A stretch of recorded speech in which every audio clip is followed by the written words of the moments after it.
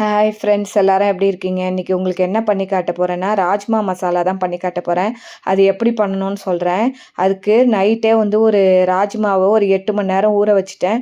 ஊற வச்சு எடுத்து வச்சுருக்கேன். நீங்களும் அது மாதிரி ஊற வச்சு எடுத்து ஒரு குக்கரில் ஒரு 5-6 விசில் விட போகிறேன். இந்த பாருங்க, அதில் 2 கப் தண்ணி ஊற்றி இந்த ராஜ்மாவில் இப்போ விசில் போட்டு நம்ம வேக விடுவோம். இதுக்கு தேவையான தக்காளி இப்பயே ஏன் போடுறேன்னா, புளிப்பு நல்லா அந்த ராஜ்மாவில் இறங்கி நல்லா டேஸ்ட்டாக வெந்து வரும்போதே இது நல்லா டேஸ்ட்டாக இருக்கும். அதனால் இதுக்கு தேவையான உப்பு மஞ்சள் பொடி போட்டு ஒரு 5-6 விசில் விட்டு குக்கரில் விசில் விட்டு வேக விட்டு வச்சுப்போம். இதெல்லாம் வெந்தோன்னே இது எப்படி பண்ணணும்னு காட்டுறேன். இதில் அதிகமாக ப்ரோட்டீன் ராஜ்மாவில் இருக்குது. நீங்கள் வாரத்துக்கு ஒரு தடவை இது மாதிரி ராஜ்மா மசாலாவோ இல்லை சுண்டலாவோ வேக விட்டு பண்ணி சாப்பிடுங்க. உடம்புக்கு ரொம்ப நல்லது. நல்லா வெந்துடுத்து பாருங்கள். இப்போ எப்படி கிரேவி பண்ணுவோன்னு சொல்கிறேன். ரொம்ப டேஸ்ட்டாக இருக்கும். சப்பாத்தி, பூரி, ஜீரா புலாவ் எல்லாத்துக்கும். இப்போ ஒரு வானிலையில் எண்ணெய் ஊற்றிருக்கேன். எண்ணெயும் நெய்யும் ஊற்ற போகிறேன். உங்களுக்கு வேண்டான்னா நெய்யை ஸ்கிப் பண்ணிவிட்டு எண்ணெய் மட்டும் ஊற்றுங்க.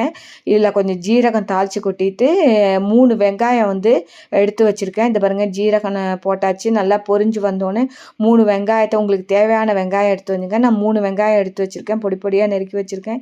இதை போட்டு இது நல்லா வதங்கி கொஞ்சம் கலர் மாறினோடனே இஞ்சி பூண்டு விழுது போட போகிறேன். இந்த பாருங்கள், இதுக்கு தேவையான உப்பு மஞ்சள் பொடி போட்டு இது நல்லா கொஞ்சம் கலர் மாறட்டும். அதுக்கப்புறம் இஞ்சி பூண்டு விழுது போட போகிறேன். இது கரம் மசாலா மட்டும், வேறு எந்த ஒரு மசாலாவும் நான் போட போகிறதில்ல. கரம் மசாலா மட்டும் தான் போட போகிறேன். நீங்கள் வேணுன்னா சில்லி பவுடரு, தனியா பவுடர், கரம் மசாலா போடுங்க. நான் ஒன்லி கரம் மசாலா மட்டும்தான் போட போகிறேன். இப்போ நல்லா இது வதங்கிட்டு இப்போ தக்காளி பேஸ்ட்டு அரைச்சி வச்சுருக்கேன். தக்காளியை கட் பண்ணியும் போடலாம், இது மாதிரி பேஸ்ட் பண்ணியும் போடலாம். அதையும் போட்டு அதோட பச்சை வாசனையும் போட்டு இது கொஞ்சம் நாள் கொதித்து 5 நிமிஷம் கொதிக்கட்டும். இதை பாருங்கள், எண்ணெய்லாம் பிரிஞ்சு வந்துட்டு இப்போ ராஜ்மா வேக விட்டு வச்சுருக்கேன் பார்த்தீங்களா, அந்த ராஜ்மாவை இதில் கொட்டிடுங்க. கொட்டி இது ரெண்டும் கொஞ்சம் நாள் வதங்கி இது ரெண்டும் சேர்ந்து வந்தோடனே கொஞ்சம் கொத்தமல்லியும் போடுங்க. ஏன் கொத்தமல்லி முன்னாடியே கொஞ்சம் போடுறோன்னா இல்லை வாசனையாக அதில் இறங்கிட்டு டேஸ்ட்டாக இருக்கும். அந்த கொத்தமல்லி போடும்போது லாஸ்ட்டில் போடாத, முன்னாடியே அதில் கொதித்து வரும்போது நல்லா டேஸ்ட்டாக இருக்கும்.